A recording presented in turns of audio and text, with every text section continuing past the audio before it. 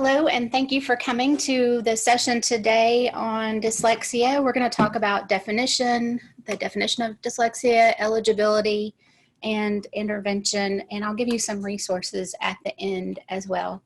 My name is Michele DeBerry, and I work for the State Department of Education in the Special Services Office. And I answer questions mostly related to dyslexia, questions on evaluation and eligibility for the different categories for special education. And I also work with our related service providers. So let's get started. So this session is to give you information on the characteristics of dyslexia, identification and evaluation responsibilities, and interventions for struggling readers, including those with dyslexia. And again, I'll give you resources at the end for teachers, things that you can share with parents, and things you may want to share with your students as well. Oklahoma schools test for dyslexia, and we serve students with dyslexia. And for whatever reason, probably just due to misinformation, many educators have been told that Oklahoma schools don't recognize dyslexia. We don't serve kids with dyslexia, we don't test for dyslexia, and all of that is just not accurate information. So it's critical that we work to change this conversation. In 2019, House Bill 1228 was passed, and that may be the reason some of you are here today. Basically, this bill just states that Oklahoma school districts will offer training for all of our certified teachers, pre-K through 12, on the dyslexia characteristics, effective classroom instruction, and resources for those that we mentioned earlier. So reading is a gateway skill. I love this quote from Mathers and Wendling. It's fundamental to all of our other academic learning, and so that's really important. If you think back to why you went to school as a little person, or your children or grandchildren, those kiddos that are around you that are coming into pre-K and kindergarten, think why they're so excited about learning or going to school. And the reason is they want to learn to read. Reading struggles in our students are not due to a lack of desire to learn. So we'll talk more about that.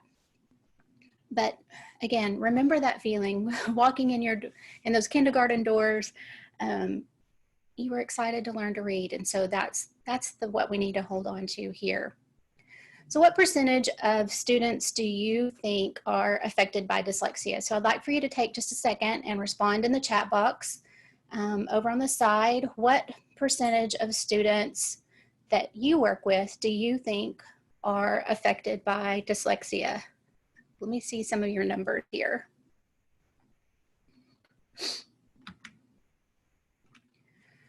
So we know about 13 to 14% of our school population, students there are identified as having some type of handicapping condition or disability that qualifies for special education services. So about 13 to 14% of our whole student population has some sort of disability from mild to pretty severe that qualify for special education services.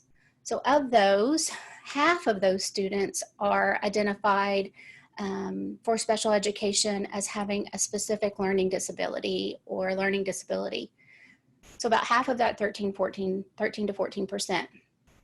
And about 85% of those students have a primary learning disability in reading or language processing.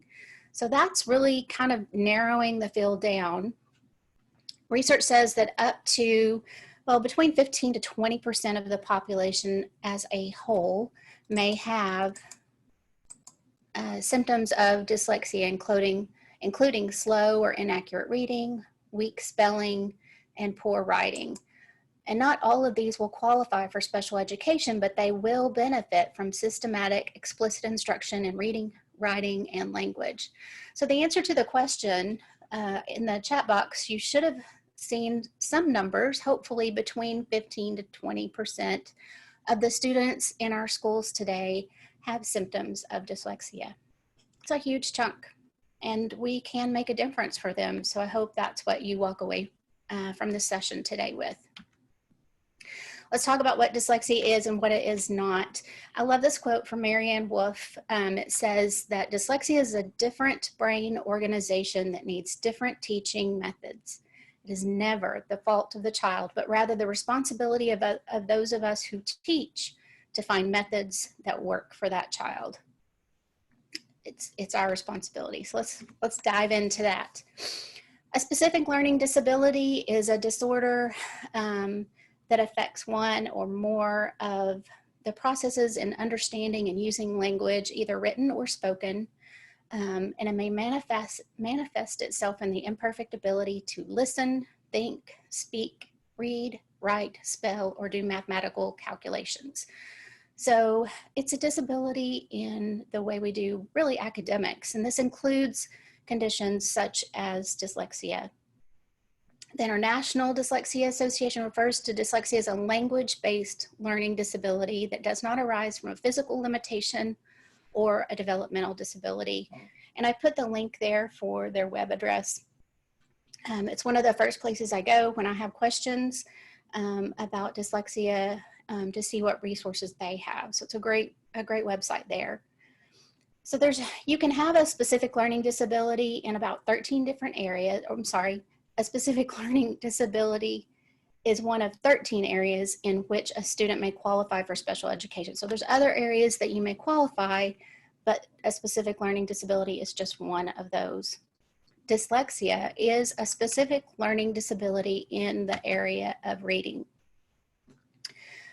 Dyslexia is neurological in origin, and it is characterized by difficulties with accurate and or fluent word recognition and by poor spelling and decoding abilities. Dyslexia is not a disability due to a lag in development.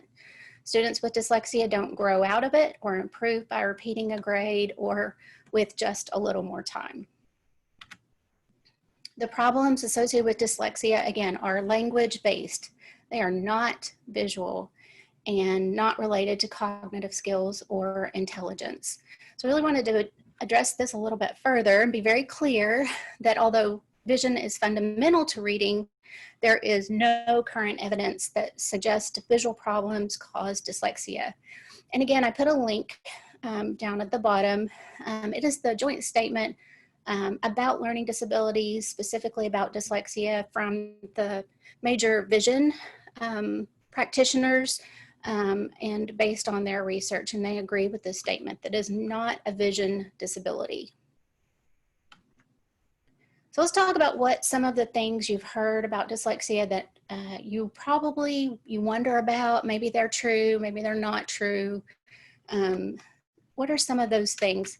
In the chat box, again, I'd like you to enter one or two things that you may have heard about dyslexia that you wonder, is this a myth? Is this accurate information? What is this? And we'll talk a little bit more about that. A frequent myth is that special lenses or overlays will help students with dyslexia read better. Again, that is a myth. We hear a lot that dyslexia is a visual issue and it can be fixed with vision therapy. Again, that's not accurate information. We hear that students with dyslexia see and write letters and numbers backwards. Again, writing letters backwards is pretty developmentally appropriate or typical, sometimes even through second grade, whether the student has dyslexia or not. We've heard over the years that balance exercises help students with dyslexia. There's a dyslexia font that helps students with dyslexia read better. That's an example of what the font looks like. But again, there's no basis of fact or no research. The research does not support this statement. We've heard smart students cannot have dyslexia. Again, not an accurate description of what's going on for students with dyslexia. Other myths may be if you don't teach a child to read by age 9, it's too late for them. There's no way to diagnose dyslexia, or dyslexia can't be diagnosed until the 3rd grade. That's not accurate information. Dyslexia is caused by a lack of phonics instruction. Children with dyslexia will never read well, so teach them to compensate. Or retaining a child or holding them back a grade will improve their academic struggles. Again, all of those things are not founded in research. What we do know is dyslexia occurs across a spectrum or a continuous distribution. Students with dyslexia demonstrate different levels of difficulty learning to read. Some students are affected by dyslexia more mildly, while others are affected more globally and struggle a great deal more. And so when we talk about screening and evaluation in a little bit, you'll hear me say we need to look at the specific areas an individual student is struggling, because one person with dyslexia may struggle differently than another. Not every student with dyslexia will qualify or need special education services, so we'll talk about some options for students that don't qualify for special education services as well. The signs, there's about 13 characteristics of dyslexia in individuals. Some of these, again, are going to be more pronounced and more distinguished or noticeable in some students than others. Not every person with dyslexia will demonstrate all of these characteristics, but these are things that we really need to be watching for in students that we see are struggling. So students with dyslexia have difficulty learning to read, write, spell, or do arithmetic. There's often difficulty following oral or written instructions. Their handwriting is cramped or maybe illegible. Students with dyslexia may have difficulty staying on task. They may be easily distracted. They may have confusion in the sequence of letters and symbols, especially when you look at letters and numbers that look quite similar, like B and D. Examples of words might be quite and quiet, or was and saw. An example of numbers might be 18 or 81 and 81. They also have difficulty with the auditory discrimination of sounds. So letters that sound similar, like the D sound and the T sound, the D, T, D, T. And so with those, we teach very specifically how those sounds are made in the mouth and the air flow, where the voicing is stopped, whether your voice is turned on or turned off. So similar auditorily similar letters are sometimes confusing. And again, we've already mentioned confusion with visually similar letters like B and D, P and Q, W and M, the letter H and N, the letters F and T. All of those are easily confused. Students with dyslexia may have delayed spoken language, so they may have learned to speak a little bit later than some other students or babies at that point. A student with dyslexia may have had speech therapy as a young student for articulation or language skills. Sometimes that's noticed before the difficulty in reading. They may have confusion about directions in space and time. Directions such as right and left, up and down, north and south, those kind of things may be confusing. We often see high levels of frustration and anxiety in our students with dyslexia, and especially for our older students, that's when we hear them start to talk about, I have headaches, I have tummy problems. You know, they may feel sick and want to be out of school, or complain about school being hard or difficult, or they just don't want to go.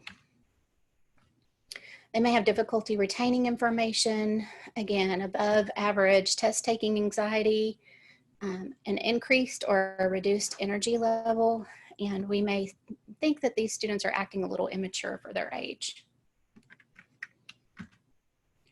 So what causes dyslexia? Research has yet to explore all the possible causes. However, we do know that it is neurologically based. We see through fMRIs neurological differences in the brain, which are believed to be the root cause of dyslexia. So let's look at some brain images. On the left, you see kind of a graphic of a typical brain, and on the right, the brain of a student or an individual with dyslexia. So this would be before intervention. For a typical brain, when we do those MRIs of a person reading, we see that frontal lobe or Broca's area really light up, that red area in the front. The blue area, the parietal temporal lobe, that's where we're analyzing words, we're putting things together. The occipital lobe, the green area in the back, is taking that information in visually and making sense of that as well. So we have all of those pieces of the brain working together when we're reading for a typical person. For a student or an individual with dyslexia, they're getting everything in that frontal Broca's area. So that we can see is working really hard. It's really lit up there, but none of the other areas are getting information. And so all of that is just kind of hanging out and not being decoded. And so that's where the struggle of reading comes from. We look at this image, we have a child, a typically reading child on the right, a child with dyslexia in the middle, and then a child with dyslexia on the, left, middle, and right. On the right is a child with dyslexia after reading remediation. And again, we're going to talk about what that specifically should look like in a little bit. But again, you'll see in the middle for the student with dyslexia, just that back parietal and temporal lobe, occipital lobes, those are not firing up. They're not getting the information they need to make sense of the words. And then once we teach the student what they need to know to decode words, we can help the student activate those areas of the brain. And so that's what we need to hear, is that we have the information now to be able to work with students, to teach them to read and to activate those areas of the brain so they can make good progress through their educational career, and then their post-secondary outcomes are much, much better. So think of it this way. When we see a chair is a chair is a chair. It doesn't matter if it's upside down, right side up, if it's facing the left or facing the right. You know that this is a chair, no matter what it looks like. So when we see the images of a B or a D, a Q or a P, we're able to recognize those as different letters. But if you think of it, those are really all the same letter, just flipped in different ways. And so for a student with dyslexia, all of those images, I'll say, are easily flipped and can lead to more confusion and mistakes. Again, same letter. That's kind of one of the reasons that some people thought the dyslexia font would work, is they could make those letters look different, but that again has not proven to be accurate information. So what are the effects of dyslexia? Well, we know about 50% of our students with dyslexia do not graduate high school. It's an abysmal number. Students with dyslexia are more at risk for parental abuse. Again, often these students have, they excel in different areas at school, whether it's athletics or other things. They probably do some academics okay or well, but when it comes to reading, they're just not into it, and it's hard, and homework takes forever. And so parents may begin to get upset and not understand or feel like their child is not trying hard enough, when honestly the opposite is true. Often these students are working really, really hard to do what we're asking them to do, but because of their disability are not able to follow through with that. And so the risk for parental abuse is higher for these students. Students with dyslexia are more likely to have poor self-esteem. We've already talked about the increased anxiety and depression.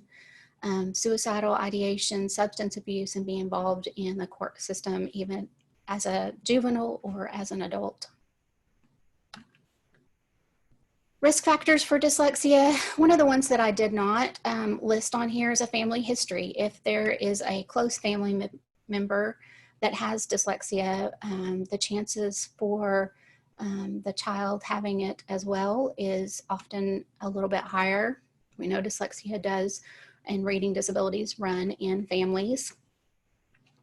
The more risk factors that a student has, the more likely it is that he or she will encounter reading problems. But we also know being at risk does not mean that the student is doomed to be a poor reader. It just means that we need to watch him or her a little bit more closely. We need to monitor and provide prompt intervention to prevent reading difficulties. We can prevent it. And that's where good teachers come in. We know that dyslexia is not due to a lack of intelligence or the desire to learn. And with appropriate teaching methods, students with dyslexia can learn very successfully. So I'd like to show you this video. It's going to take me just a second to get there.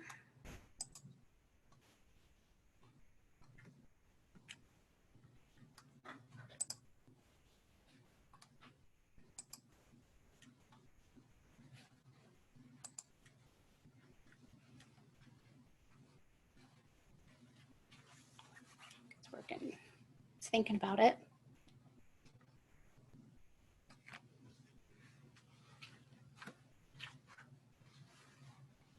I couldn't read. I'm sharing my screen. I look at a page and see characters separated by random white spaces. Other kids called me stupid. Teacher said I would never get into college. But then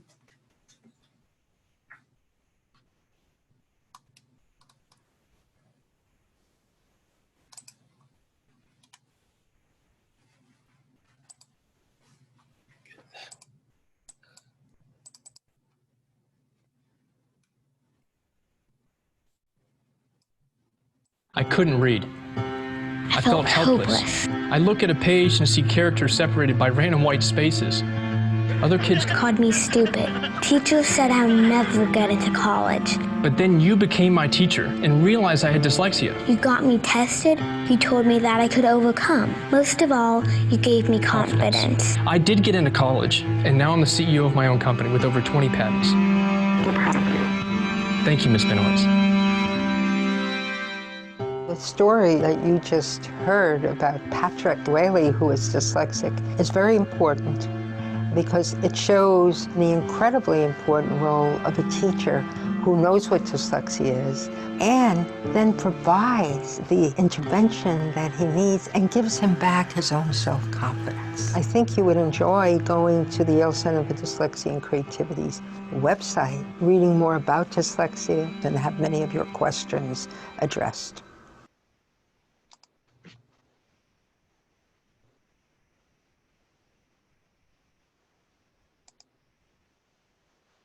The Yale Center for Dyslexia.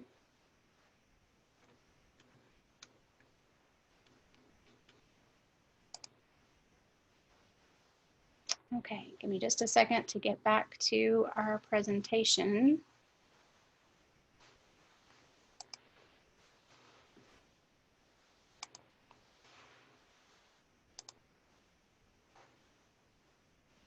And try again.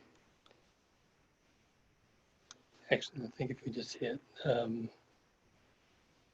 that one right there. There we There it is. go. Thank you. This is an interesting way to record in front of a no audience. So again, thank you, teachers. We know that you guys can make an incredible difference. Think of it this way. You have a treasure map, which leads to a gateway of unimaginable knowledge, but it is in a written in a secret code.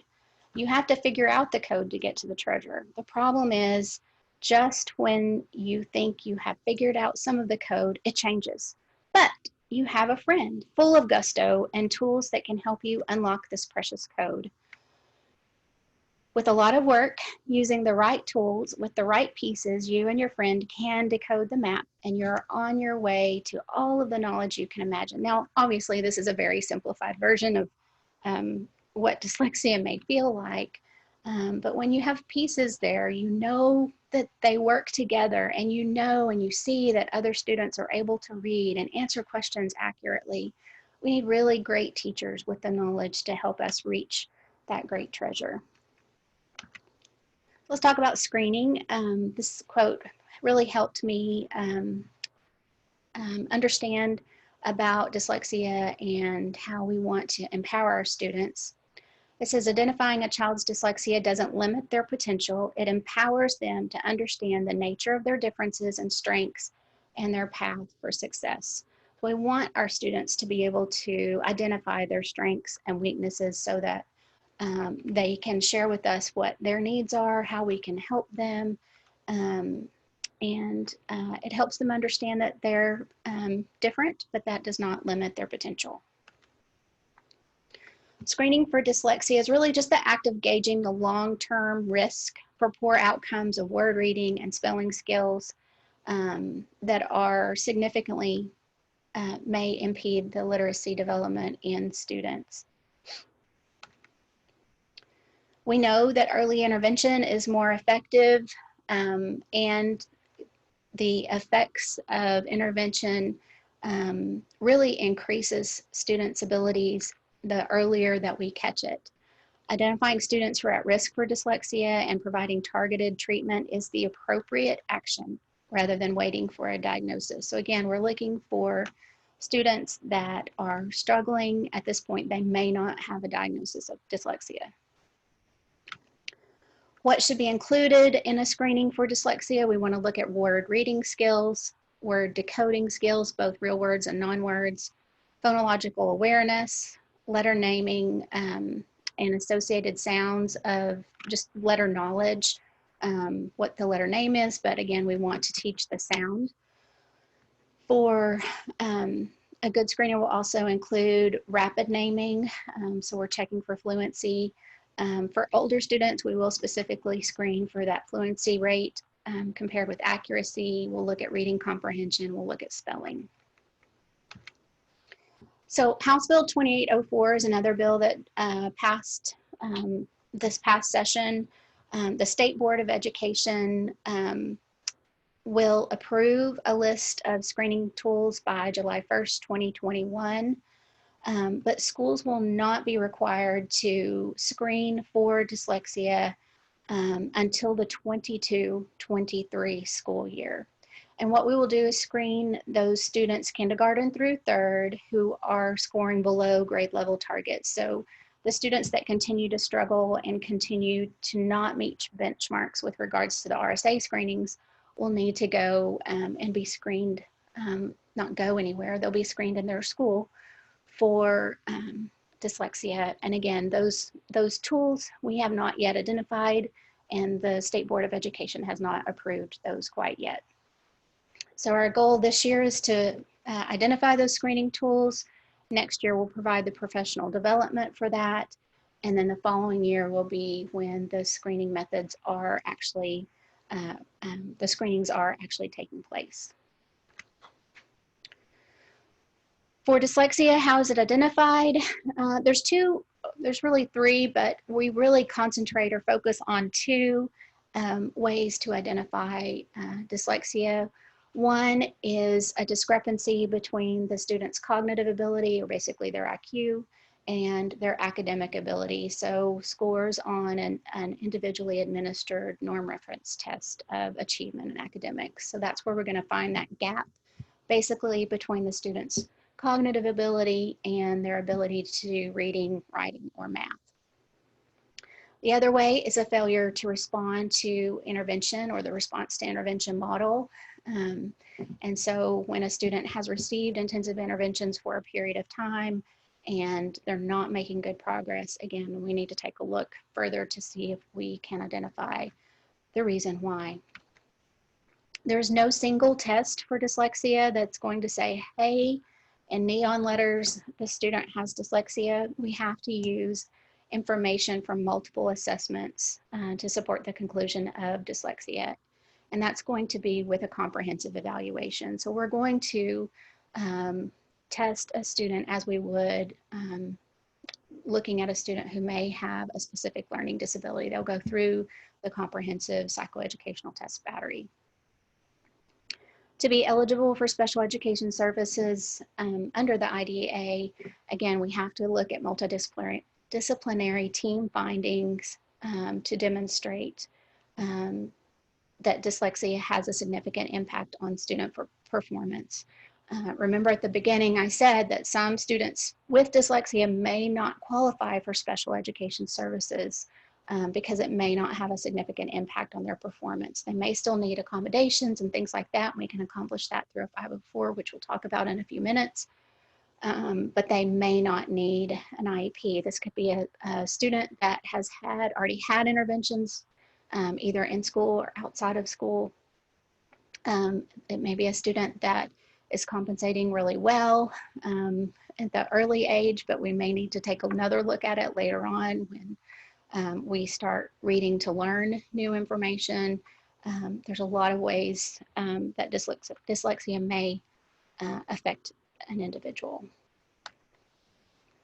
We know that students at risk for dyslexia generally get low scores on phonological processing tests, but about 25 to 35% of students will do fine on these measures. So again, that's one of the reasons we stress that it is important to gather multiple sources of data to figure out if the student's word reading difficulties are that of dyslexia. So just the difference between an IEP and a Section 504 plan. An IEP is really governed by the federal law IDEA, and students with IEPs qualify in one or eligible in one of 13 or more identified categories, so maybe eligible in more than one category. An IEP provides specifically designed instruction that's critical for the individual students. So the IEP is to address the individual student's instructional needs. It's a written plan, it has goals, and we must review progress. We must adjust when the student is not making progress, and we need to take a look and rewrite or update the plan annually. Within the IEP, we can have accommodations or modifications for students. For example, extended time on testing or on assignments is often an accommodation that is really important to students with dyslexia. A Section 504 plan is from the Americans with Disabilities Act, which is actually Section 504 of the Rehabilitation Act of 1973. It is governed by the Office of Civil Rights, so not by the Department of Education. It was intended to provide access. So if you think of it with regards to the ADA, it allows individuals access to whether it's a building or an education. So in this case, it's access to curriculum and education. The plan details accommodations. It may include assistive technology or other services for the individual, but in this case, the student does not require specifically designed instruction. So for our students that are more significantly impacted by dyslexia, they may qualify for an IEP. For other students, a Section 504 plan may be sufficient to provide them with written accommodations for, as I mentioned earlier, homework or testing or things like that. We'll talk more about accommodations in a little bit. English learners and dyslexia, yes, an English language learner can be identified as dyslexic. Again, remember that dyslexia is a neurological learning disability, and it occurs about the same rate among English learners as it does students who are not English learners. We may see difficulties with syntax awareness. Again, that writing and spelling, reading comprehension may be impacted, and it may be impacted in the student's native language as well as English. Twice exceptional students in dyslexia. The term twice exceptional describes students that have the characteristics of giftedness and have the potential for really high achievement, and they have evidence of one or more disabilities as defined by federal or state eligibility criteria. As we mentioned earlier, it's a myth that intelligent or individuals with a high IQ cannot have dyslexia. Really, really smart people can have dyslexia. We know that dyslexia impacts individuals with just the range of cognitive skills. And so whether it's average or above average intelligence, dyslexia can really touch anyone. Lisa Motes says, informed teachers are our best insurance against reading failure. While programs are helpful tools, programs don't teach, teachers do. So again, it's you guys on the front lines that are seeing these students in your classrooms day in and day out. And regardless of what age the student is, they could still be identified as a student with dyslexia. So dyslexia and comorbid disorders, there are a few things that research has shown that often occur with dyslexia or a specific learning disability in reading. One of those is ADHD, or attention deficit hyperactivity disorder. Research is showing between 30 to 50% of children with reading disabilities or dyslexia have ADHD as well. And we already know that students with ADHD have difficulties learning to read because they're not able to attend long enough in many cases to pick up those decoding and the strategies that they need to learn to read. Like dyslexia, ADHD is neurologically based, and that diagnosis is given to students who have distractibility, impulsivity, or hyperactivity over a period of time. So that is one comorbid disorder that has a really high incidence of occurring with students with reading disabilities or dyslexia. Other problems associated with dyslexia are anxiety, we've mentioned that, speech problems, spatial disorientation, difficulty with sequencing verbal material, again, difficulty telling time, judging time intervals, and poor personal organizational abilities. Let's talk a little bit about that anxiety one more time. Anxiety is a state of worry about what might be as compared to stress, which is a reaction to what is. But both stress and anxiety trigger the same chemical reactions in the brain, which does a really good job remembering negative experience. So if you worry all the time about something bad happening to you, that puts you in a chronic state of stress. So individuals with dyslexia worry about reading, writing, and arithmetic much of the time. The problem is the more they worry, the more self-doubt, it erodes their self-esteem, making them less able to tolerate the challenges of school, sometimes work or social situations, and they become even more stressed or anxious. So I liked this diagram or this graphic. There may be a trigger for the vortex of dyslexia, as this graphic calls it. The trigger may be reading aloud, a timed test, homework, writing assignment, practice assignment, a judgmental teacher. The list goes on and on. But then starts the fear, the stress, the worry. And at some point, our students start avoiding that because they don't want to have that fear. Anxiety creeps in. We have memory and attention disruptions. Again, the physical symptoms and complaints, like I said, headaches, tummy aches, whatever will get them out of doing the work because it's hard work. Catastrophic thoughts. This is why we have to intervene with students before it gets to this point, and hopelessness. Some of the tools that help students with dyslexia come from Accommodations and Assistive Technology. And Sally Shaywitz made this quote: "For the dyslexic reader, accommodations represent the bridge that connects him to his strengths and in the process allows him to reach his potential. By themselves, accommodations do not produce success, but they can be a catalyst for success. Accommodations grow more important as the dyslexic progresses through schooling. So again, as I mentioned earlier, students that are young may not need the same accommodations that they're going to need in middle school, high school, and college, or their career and beyond. Accommodations do not eliminate the impact of the disability, but they can lessen them or reduce some of the stress of the disability.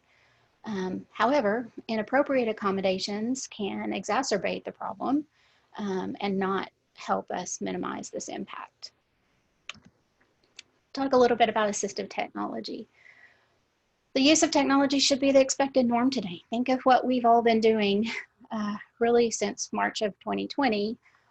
We've found technology that we've never used before, most of us, and some of us are using technology in really ways that we just could have never imagined.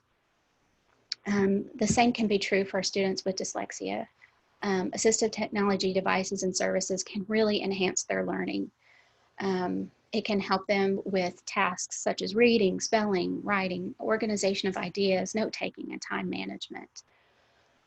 A few of these are listed here, and honestly, with assistive technology, you almost need an expert to be on your side, that's somebody that's up to date with all the technology as it changes so frequently. But a couple of the things that are really critical for a student with dyslexia are audiobooks. And so some of those you can be found at Bookshare, Learning Ally, some other areas. Bookshare is an important free tool to students with print disabilities, whether they are blind, visually impaired, if they have a reading disability or other academic disability. Students that are not able to access books easily because of a physical handicapping condition. All of those things Bookshare is free for. School districts need to set up their students with accounts. Usually there's one person in the district that's in charge of the Bookshare account. And all of that you can get through and get more information from Oklahoma Able Tech, and I'll give their contact information to you in just a little bit. So if your students aren't using Bookshare or device that can read for them, then we really, really need to be looking into that. Even the student can read along with these tools with the book, but it's important to keep those students going at their grade level curriculum and with that level of instruction, because if we hold them back to what they're able to read independently, they're not going to gain that content knowledge, that vocabulary that's so critical that we continue to teach our students. Bookshare also has a lot of Oklahoma textbooks on it as well. And so I know that there's history and science books. So again, we want to keep our students going with that grade level curriculum. So check that out. Again, Microsoft and Google have just, they are updating things on a daily, weekly basis. So it's just, again, you need someone to help you probably be up to date with the most current information. Again, Oklahoma Able Tech is a great free resource in Oklahoma. Scanning pens are something that some of our younger students really like to use, where you just scan the pen across the page. The student can have earbuds or it can speak what it's reading out loud. Again, that's a little bit harder for older students who are reading or needing to gain so much information from text. So often older students don't enjoy the scanning pens as much as they do the audiobooks. I should have mentioned the last time I checked, I think there was a notice yesterday that about 900,000 books are now in the Bookshare library. So again, check that out. If you hover over this code, you can get this, it's called the pedagogy wheel. On this is just about every Apple or Android app. And it's obviously you can't see it, it's such small text, which is why I put the QR code on here. But you can see that with this, you can use it to connect these apps to whatever you're teaching in the classroom. So if you're working on definitions, you're working on spelling, all of those things, there are many apps that can support a student through that. And so you may want to have these apps already up and going or check them out for a specific area. Again, this is something that's updated often. This was updated in, I believe, May or June of 2020. And so you'll want to check, make sure you've got the most current version. So again, you can get that from that QR code. Time is the best gift that a teacher can give a dyslexic student. We need to allow them time to think, to work through a problem, give them ample time before you call on them for an answer or hurry them on a written assignment. So that is one of the best accommodations. When we talk with students with dyslexia, we had a student panel. Our younger students and our older students both just said, we just need more time. A lot of times we can get to the answer, we know the answer, and we want to raise our hand and give you the answer, but we need more time to work it through and solve the problem in our heads first. So it's really, when we talk with students, that is one of the first things that they ask for. We just need more time. Accommodations provide students with educational opportunities.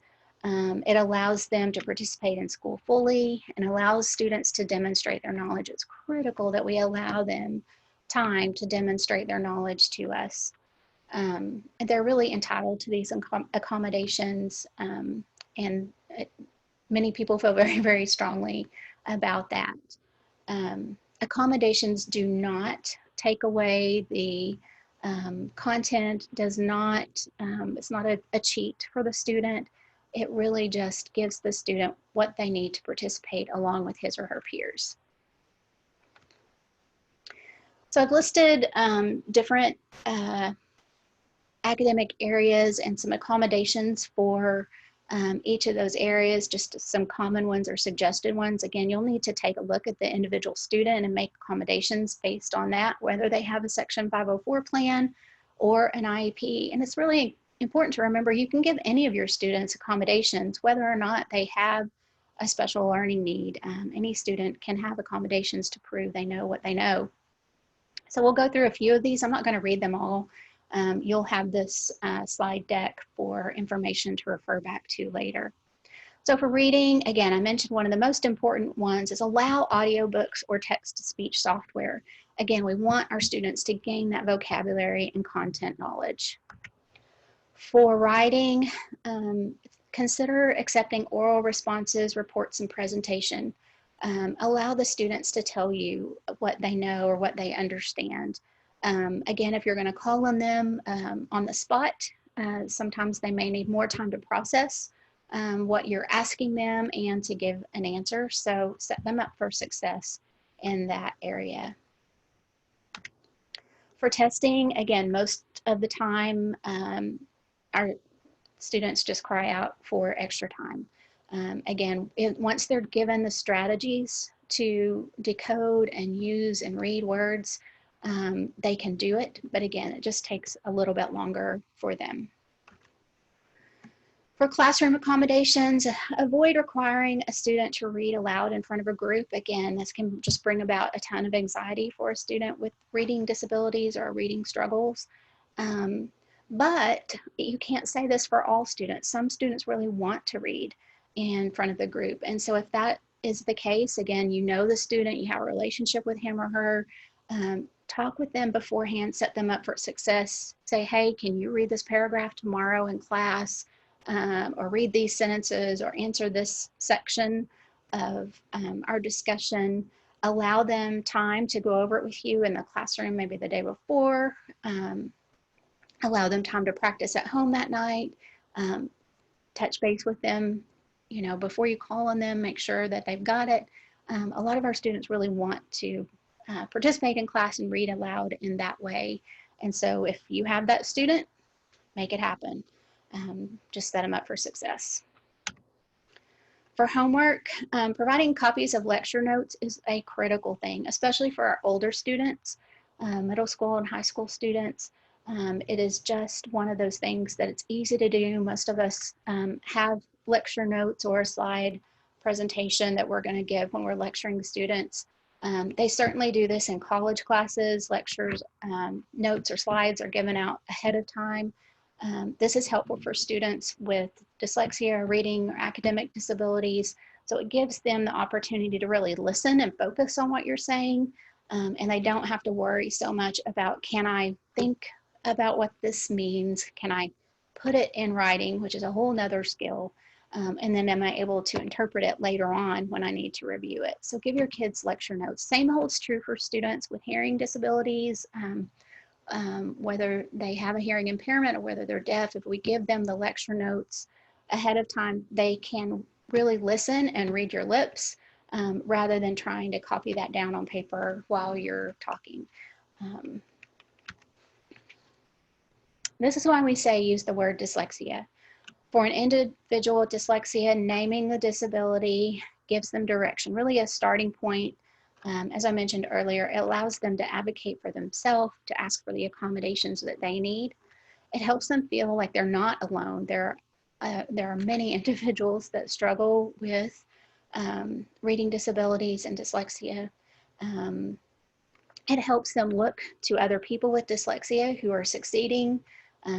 You can Google important people with dyslexia, and you can see a lot of the people that we see on TV, a lot of creative people, a lot of really smart people have dyslexia. So it allows students to see a good model of success, even though they struggle with these issues. It helps them develop greater self-awareness.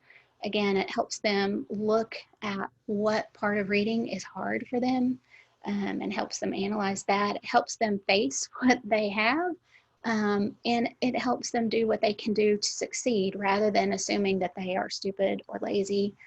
When a student, when we've talked with students that were not identified with dyslexia until later in life, into you know, late middle school, high school even, a lot of times they were so, their self-esteem was already so beaten up and bruised because they thought that they were lazy. They thought that they were stupid or not smart.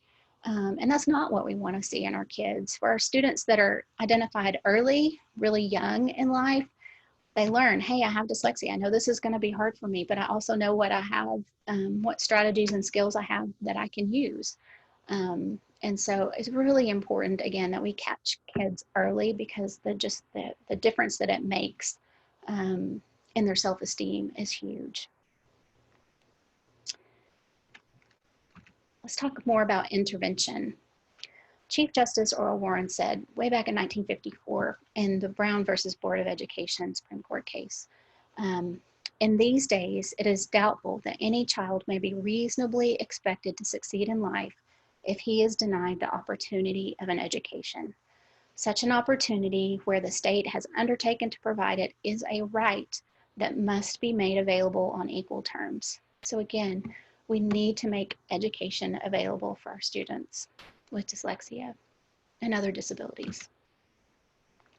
Gough and Tunmer in 1986 came up with a simple view of reading. So basically it is decoding, which is the letter, sound knowledge, phonological awareness, word recognition skills, times language comprehension, which is vocabulary, that content knowledge, background knowledge, language structures, verbal reasoning like inferences, and literacy knowledge.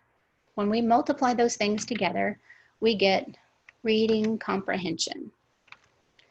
Language comprehension becomes reading comprehension when word meaning is derived from print. So think about it this way. Why did they use that multiplication factor there?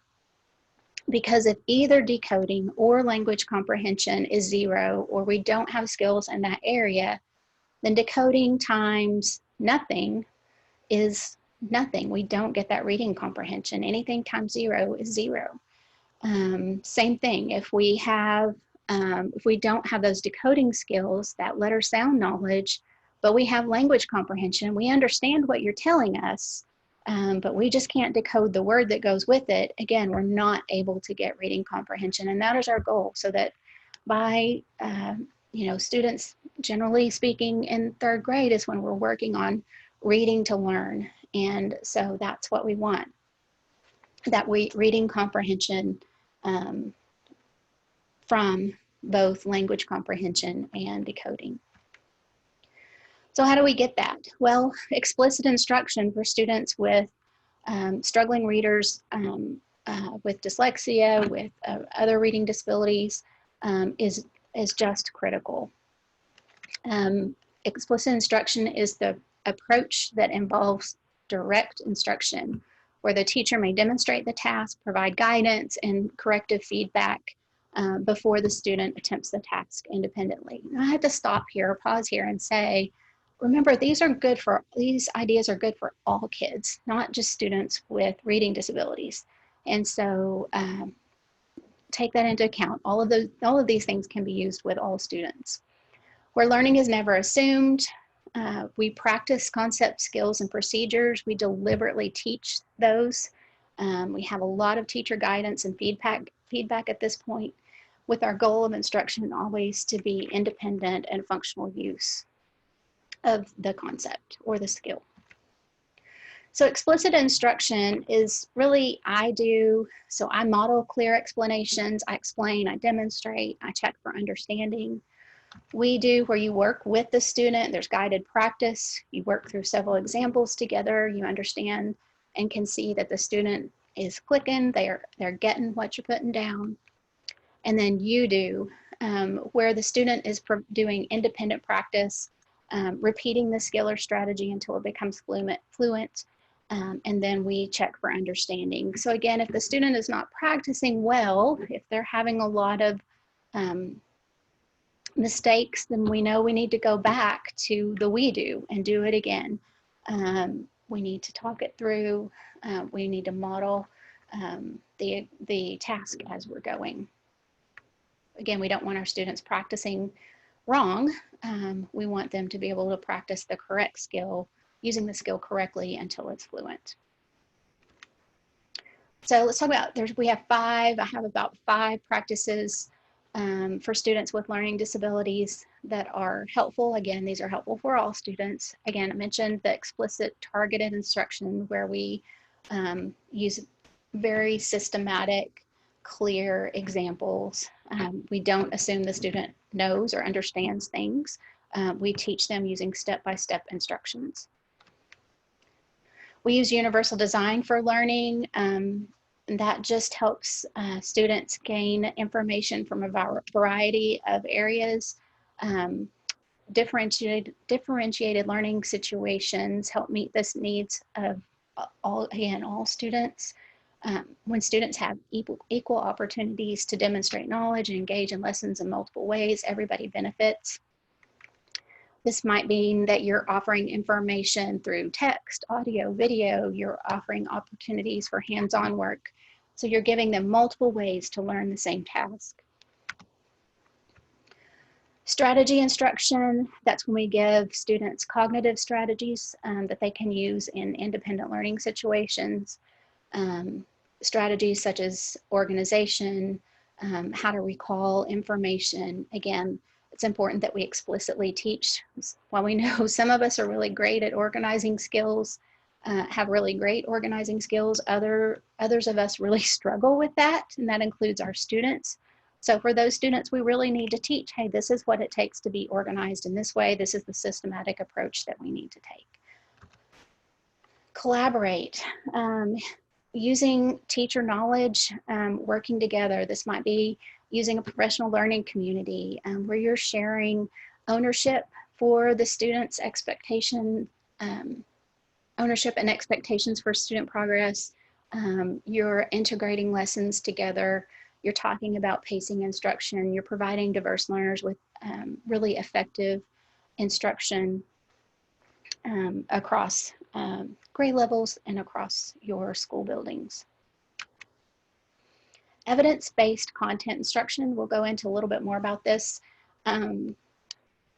What we need here is explicit instruction with most recent proven best practices for instruction. We want evidence-based content to have the most positive effect on our struggling learners as possible. So both ESSA and IDEA requires the use of evidence-based instruction for students, for all students, and that includes students with disabilities.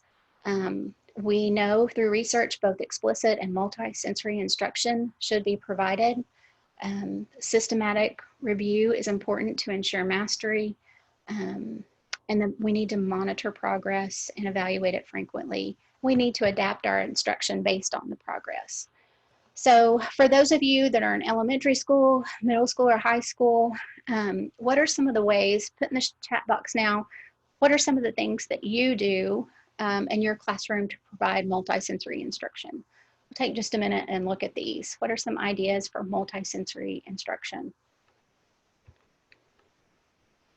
So what senses are you using? Is a student able to see? Are they able to do hands-on work with a project?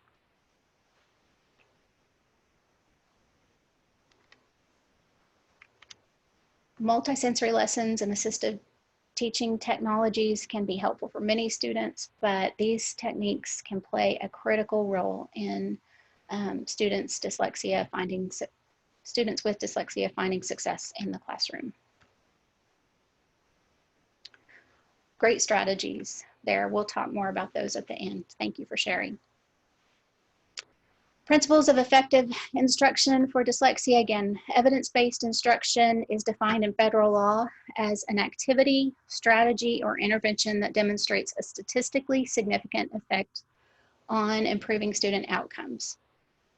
So basically, it is evidence-based reading instruction means that a particular program or a collection of instructional practices has a record of success. And one of those, probably the most important for our students with dyslexia, is called structured literacy.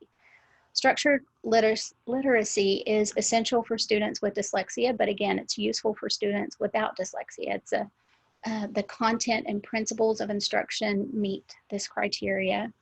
We know that no one reading program works for all dyslexic students, but when we meet the requirements as defined by structured literacy, we see students really accelerate their reading abilities.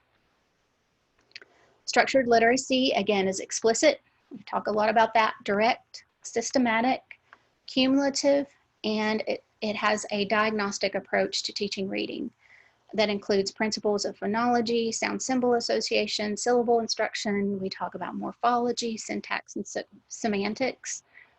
All of these things, basically phonology is the study of sounds or phonemes, the pieces of words.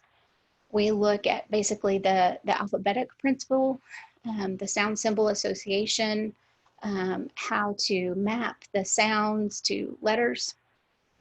Syllables. We teach about syllables or how to divide or decode unfamiliar words. Morphology helps us unlock the meaning of complex words. Syntax is really the sequence or the function of words and sentences. That's where we get grammar and things like that. Semantics is really the meaning, the comprehension and appreciation of written language. So all of these things together build the elements of structured literacy, and all of these things really must be taught, again, explicitly for students with dyslexia. Again, there's no silver bullet to remediate dyslexia. There's no one thing that works for every student, but we know that evidence-based reading instruction and the supports to succeed are just key factors. These are one of the most common questions I get is what program, what do we use, what do I do? So I've listed some examples of evidence-based structured literacy programs here. These are certainly not all of the programs that are out there. And the Oklahoma State Department of Education can really not endorse or approve specific programs, but these are the ones that I see used a lot in Oklahoma schools, and ones that I would encourage you to take a look at as examples of really good evidence-based structured literacy programs. And remember, ESSA and IDEA require that we use both evidence-based programs for interventions for students who are struggling readers, whether the student is in special education or not. So Orlando Bloom, you guys may know him from Hollywood.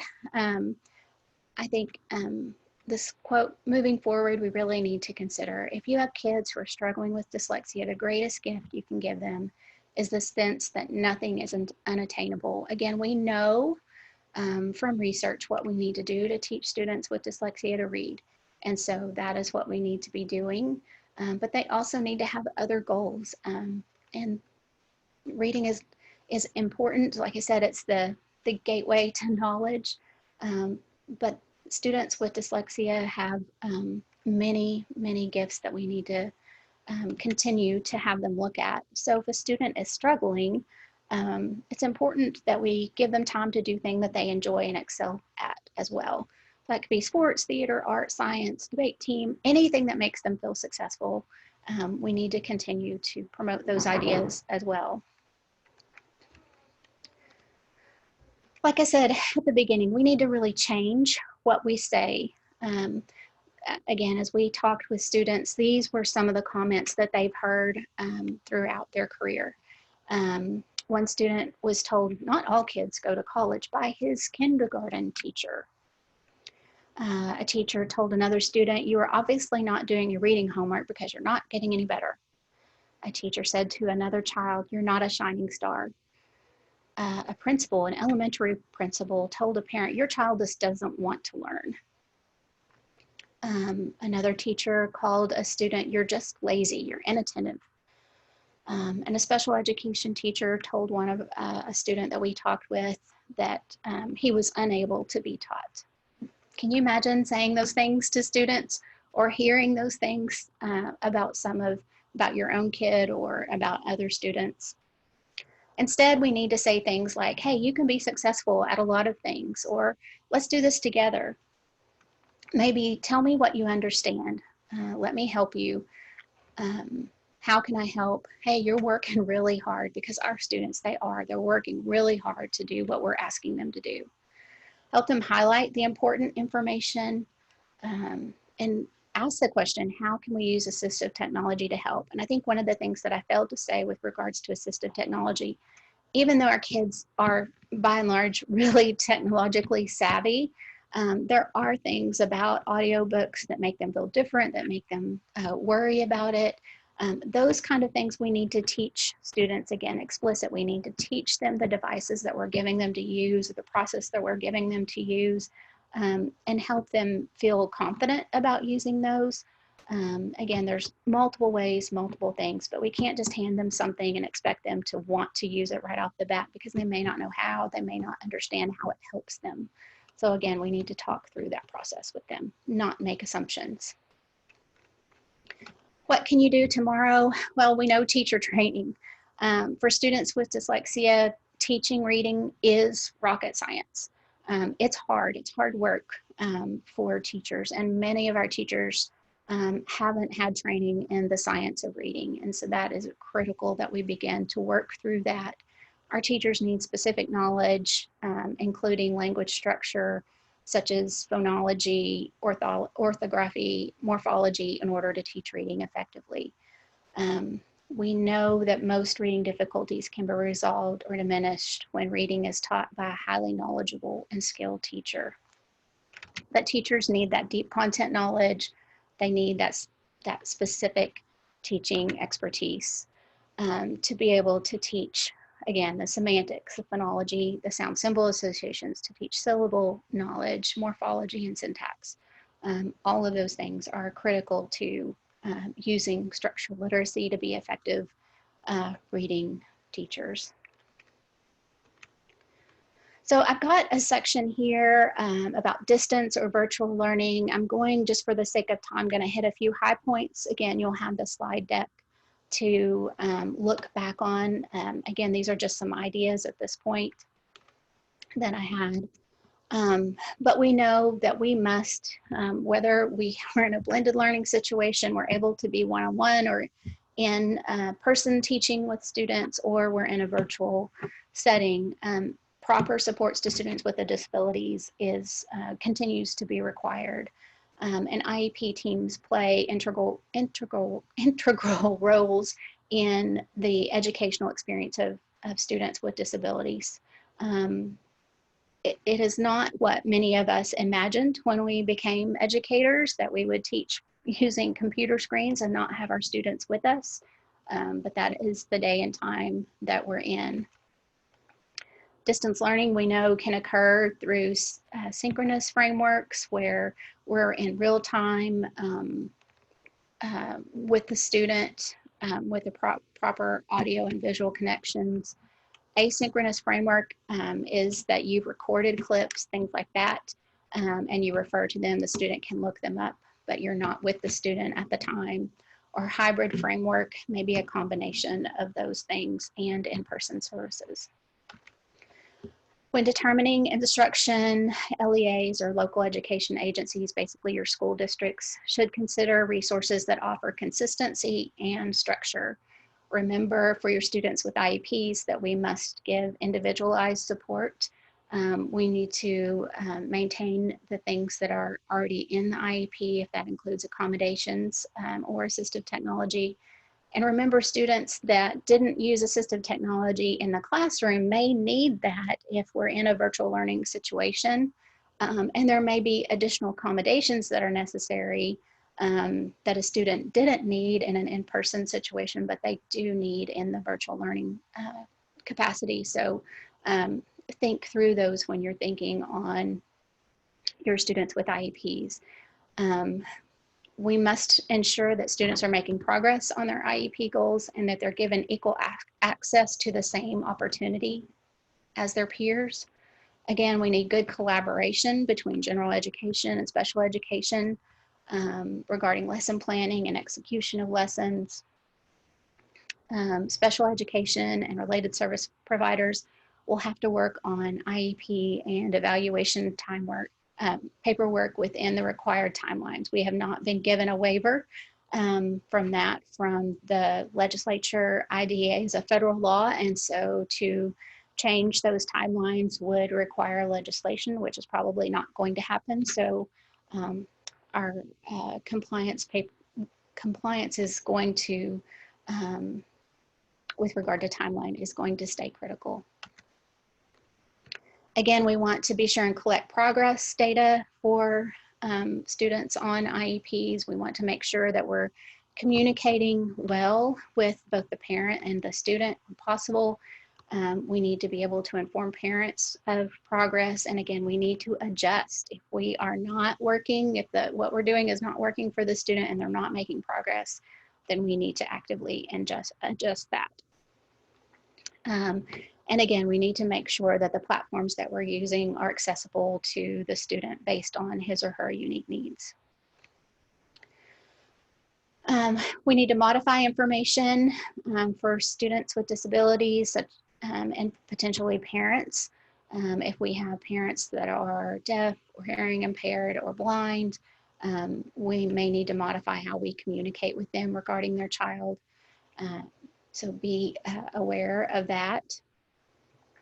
And again, it's important to establish a routine for communicating with families so that we're touching base. We're all going to be in this together, and so we all need to communicate well. So I've listed some accessibility considerations. There's quite a few here. Again, I would just ask that you refer back to these.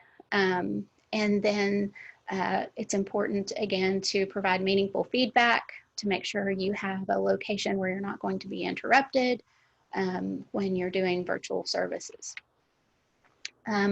FERPA usually has that it's important that we maintain confidentiality for our students. We can see students and provide intervention in small groups. It is a local district decision how you do that. Some districts may have the parents sign a waiver saying that they understand that their student's going to receive instruction in a group setting virtually. Other school districts have decided not to do a waiver. Again, that's going to be a local district decision. Again, please refer back to these other ideas when you have more time to do that.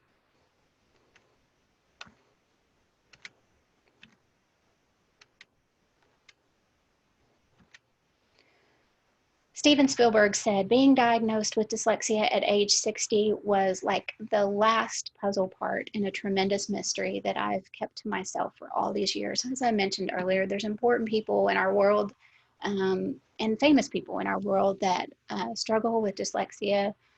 For Mr. Spielberg, again, he was not diagnosed till age 60. There are our students may not be, we may miss students when they're young, but we may see this struggle when the student is in late elementary, in middle school or high school. It's not too late to diagnose that student at that point and provide intervention or accommodations as we go. So be aware it's not just for little people that we're talking about today. Some resources, Decoding Dyslexia is a parent organization. I always encourage new parents that I meet and talk with to reach out to them. It's a great support system, support network for parents. I mentioned Oklahoma Able Tech. They are all things assistive technology. You can borrow most of these devices, for example, a scanning pen. They have all kinds of iPads and tablets that you can check out with a lot of those apps already installed on them. And you can use those devices for up to 6 weeks with a student to see if it's beneficial to the student, to see if the student works. If it works for the student will work with it before the school district would purchase something like that for a student. So it's always good to try something out. You can do that for free for at least 6 weeks through Oklahoma Able Tech. You can check out multiple devices for a student. So be sure and check out their website. Understood.org is a great information about a website for information about students with disabilities. It's one I often, again, share with parents. It's written really well in layman's terms. So it's got a lot of great information about disabilities and about special education across the board. The National Center to Improve Literacy, the International Dyslexia Association, the National Center for Learning Disabilities, and the Reading League all have great information on dyslexia. The one book that handout that I've listed here, Dyslexia in the Classroom, What Every Teacher Needs to Know, I would highly recommend that reading for teachers that have students who are struggling readers or students that have specific learning disabilities in their classroom. The other centers have, again, great information. The Yale Center for Dyslexia and Creativity, they're the ones that came up with the video that you saw earlier. Again, great information there. And they have a lot of information on this website for students. So I would recommend that would be one website that you would share with students as well. The Florida Center for Reading Research and the Center for Effective Reading Research, again, are more research-based organizations, but again, great information there. The Oklahoma Dyslexia Handbook, here is the link for that. It's also on the front page of the State Department website or special education page on the website. Again, I would highly recommend that you use that as a resource guide for literacy development for your struggling readers. We know that we can meet the needs of nearly all of our students with systematic, explicit instruction from highly knowledgeable and skilled teachers. It's absolutely vital for students with dyslexia and for most students reading below the basic level. We need these things in our classrooms. So thank you for your attention today. I'll address your questions, but you're also welcome to reach out to me. We'd love your feedback. Here's a QR code if you would snap a shot of that, and it'll take you to about a 6 or 7 question survey that you can give us feedback on. And then if you have our Facebook link is there as well. If you have additional questions, here is my contact information. You are welcome to email me. It's Michele with 1L DeBerry, DeBerry at sde.ok.gov. Thank you so much for your time and your attention today. And if you have questions, again, please email me, and I look forward to hearing from you. Thank you.